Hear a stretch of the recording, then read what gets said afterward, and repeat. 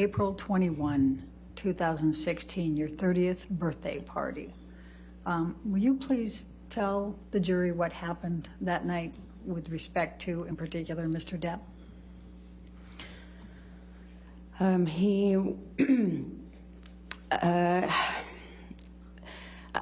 At that time, we had a fitting that day or the day before, and he missed it, and he was kind of disappearing at that time, like at night. Vaguely saying meetings, he had meetings, but then he'd be gone for sometimes 2 days. Just not coming home and that sort of thing, coming home after a bender.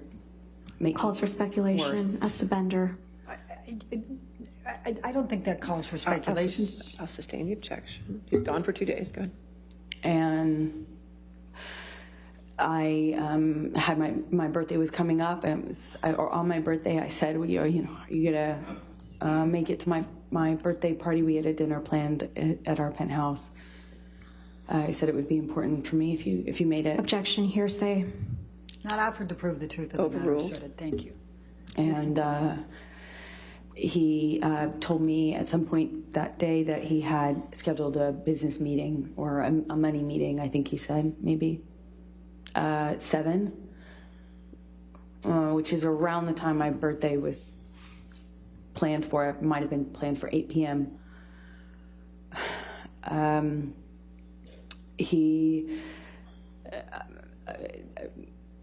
of course, once my party was starting, he wasn't there. Texted me at some point to let me know that he was going to make it, but that he was running late. And that continued throughout my party. We finished dinner, and when we were cleaning up and kind of everyone was delaying leaving because we were waiting to give him an opportunity to show up before everyone left.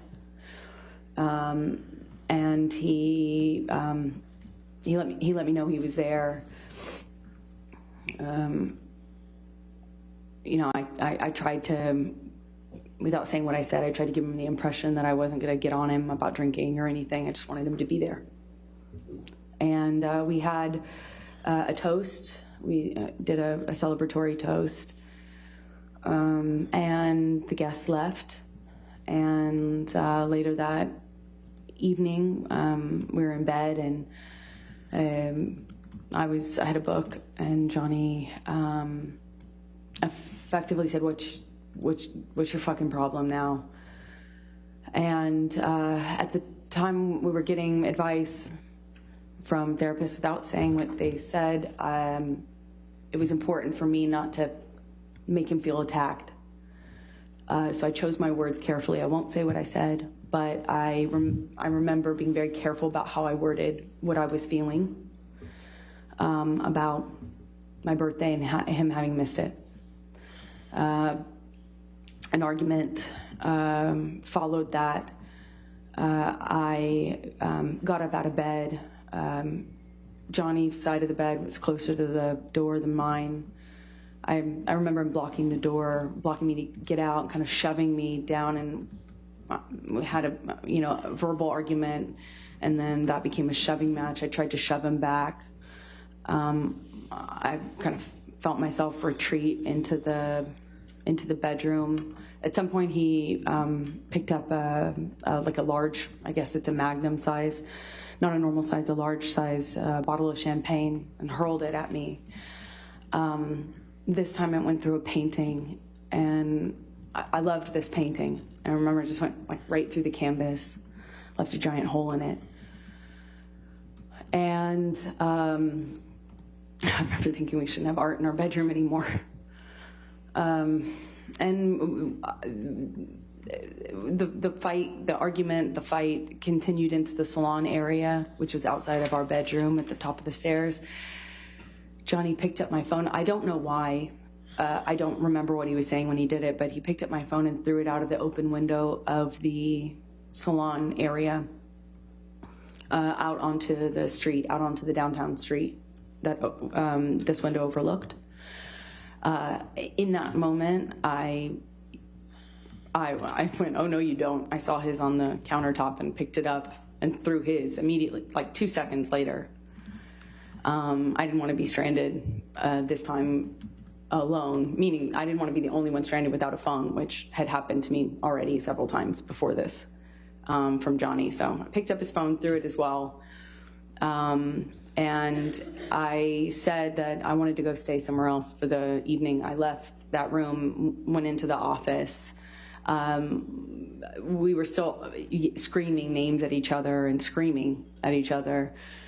And I walk around the side of his desk, and the next thing I know, he has me by the hair, and he pulls me down, kind of, I hit the side of the desk. I remember things flying off of the side of the desk that I hit with my body. I remember trying to fight him off of me. At some point, we're back in my main bedroom, and I believe I was getting my toothbrush out of that bathroom, and when I came out, we had another shoving match, but this one, he kind of like, I remember he chest bumped me in this like bro-y way, chest bumped me and fell to the floor, and when I got back up, he kind of held me down by the shoulders down on the side of the bed, kind of held me, wrestled me down on the bed. I remember I got up once or twice before I ended up on the bed, and he grabbed me, did this thing that he did sometimes when he taunt me, grabbed me by the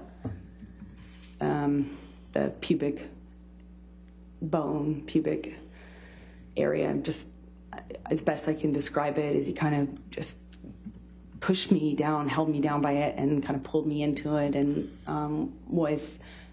he was asking me, kind of taunting me, asking me if I thought I was so fucking tough. You think you're such a fucking tough guy, huh? Are you so tough now? Look who's so tough. You want to be a man? Tough like a man now? That happened for a bit of time. I'm not quite sure. I think at some point he left. I remember at some point shortly after that, I remember he was still in the apartment when this happened, but I remember kind of collapsing on the floor and being exhausted.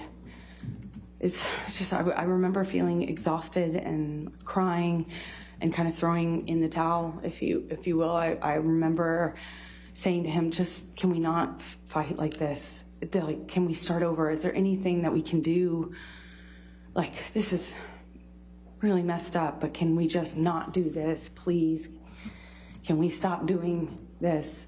Just don't leave. It's my birthday. Let's just call it couch. Let's call it truce and not have it end like this. I don't want to have it end like this. I was just so tired, hurt, and I remember crying and feeling ridiculous that after this I would be crying and saying these things. I'm embarrassed saying it now. He responded cruelly. He told me it's what I fucking deserve, and that I'd wake up alone, and that no one would ever love me because all of this, pointing to my face or body, all of this was going to go away. No one would ever love me, or my tits sag, no one would ever love me, and I better get used to waking up alone. And he said this was all my fault and what I asked for, and he left.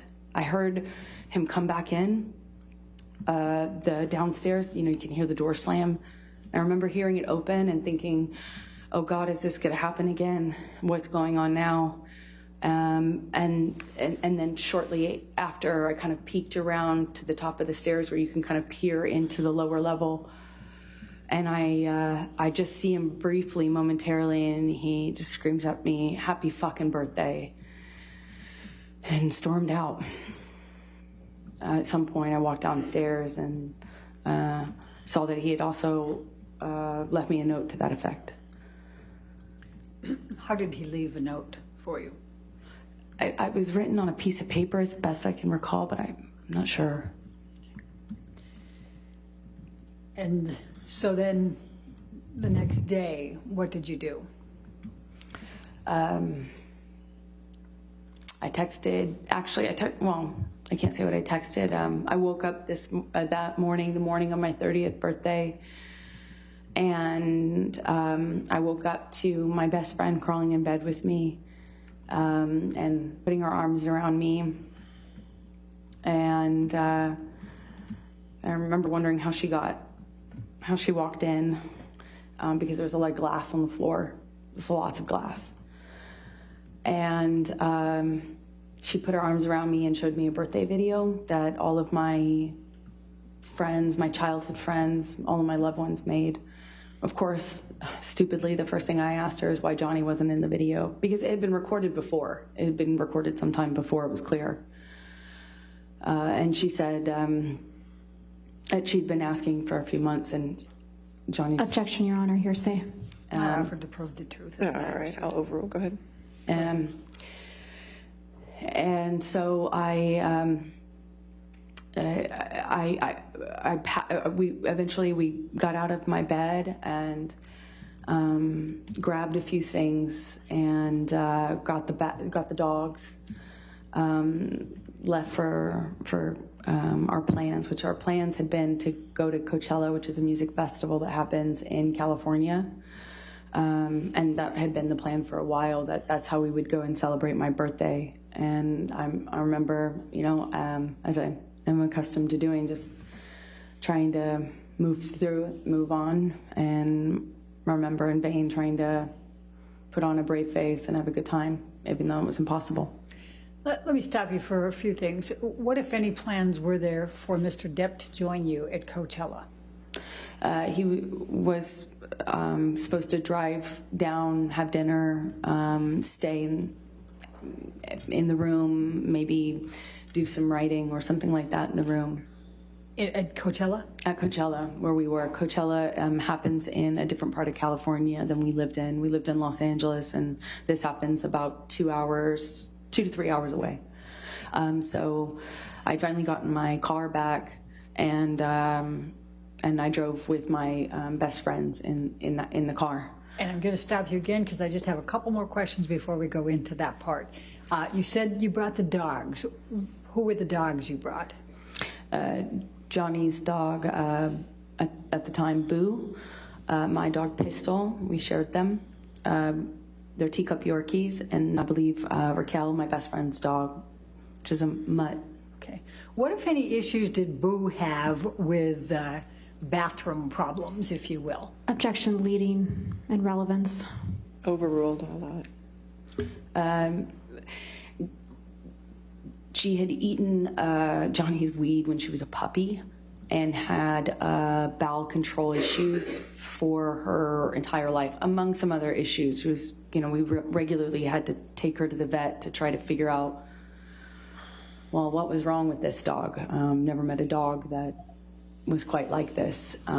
So she had some control issues, hence why she liked to burrow in the bed. She liked to be in the, by the foot of the bed underneath the covers. And it was customary that they slept in bed with us, but Boo, having the issues she had, we have to leave her in bed so that she wouldn't be encouraged to go to the bathroom, which would happen almost immediately once you put her down on the floor. And sometimes it happened in bed too. But yeah. So what, if anything, did you notice about any bathroom issues in your bed before you left for Coachella? Well, Raquel and I were both in that bed with the dogs, and I didn't notice anything, but we left them in the bed while we packed a bag to go to Coachella, so that Boo particularly didn't lose control of her didn't go to the bathroom on the floor. So we leave them in bed until you're ready to take them outside to the patio, which is their designated bathroom break area. And what, if any, plans were there? How often did you have housekeeping at that time at your house? The housekeepers were there every morning. Okay. Or they came every day, as far as I know. Okay. Now, we'll get you to Coachella, but why did you tell Starling Jenkins that you had been involved in a prank gone wrong? Objection, hearsay, leading. I've said why, Your Honor. I didn't say what she said. I'll sustain the objection. Next question. Okay. Did you commit any kind of prank? Absolutely not. Okay. Absolutely not. And And why would that not be something you would do? First of all, I don't think that's funny. I don't know what a grown woman does. I was not also in a pranking mood. My life was falling apart. I was at a crossroads in my life that was really serious, and I had just been attacked on my 30th birthday by my violent husband with whom I was desperately in love and knew I needed to leave. It was not really a jovial time, and I don't think that's funny, period. That's disgusting. And what, if any, understanding did you have of Mr. Depp coming back to your bedroom that night or the next morning? Objection calls for speculation. I'm asking what her understanding was. No, I'll sustain the objection. Okay. Had you had any conversations with Mr. Depp about him coming back to the house the next day? No, Johnny didn't come back to that house. That was my, he owned it, but that was my house when we were having any sort of problem. In fact, that was my house just 90% of the time because he just didn't come back. That was not a place that Johnny was going to be in, that Johnny was in, and he had stormed out on my birthday, and as per what we did, he would go and stay at his West Hollywood home, and I would stay at the downtown places. He wasn't going to come back to the Objection Eastern calls for Columbia. speculation. I think she explained her answer on that Okay, one, what she I'll sustain thought. just the last part. Okay, Okay, next question. thank you. All right, so let's take you to Coachella. Who drove? I drove. Okay, and who was in your vehicle? My sister, my friend Savannah, I believe, my best friend Raquel, just my girlfriends. I typically surround myself with my girlfriends. It's my sport. Was there any occasion in which you were riding in the vehicle that Starling Jenkins was driving? He picked us up from Coachella in the evening when we, as a group, all were ready to leave. That was the day that we went, which was the day that I took MDMA and mushrooms at the same time. Realized very shortly after what a horrible idea that was, considering the state that my life was in. I highly don't recommend that combination at the time. So I didn't feel like being in a crowd. I didn't feel like being at Coachella. I had intended to try to have a good time despite what was going on in my personal life, and I realized that was just not going to happen. And so I wanted to go home. Meaning to be in a bed. I wanted to be, I just wanted to be held by my best friend and watch a movie, and that's what we did. I didn't feel well and wanted to leave. Okay. And when you said you rode back with Starling Jenkins, was it just you, or did you have other people in the vehicle with you? When we left Coachella, it was my entire group. I wasn't ever alone with Starling. I certainly wasn't anywhere near him. I didn't have a conversation with him. I sat in the very back seat with my best friend next to me, and it was a whole group of us. Thank you. Your Honor, I don't know. This might be a good breaking point. All right, that's fine. Okay, ladies, let's go ahead and take our morning recess. Do not discuss the case with anybody, and don't do any outside research. We'll take 15 minutes, okay?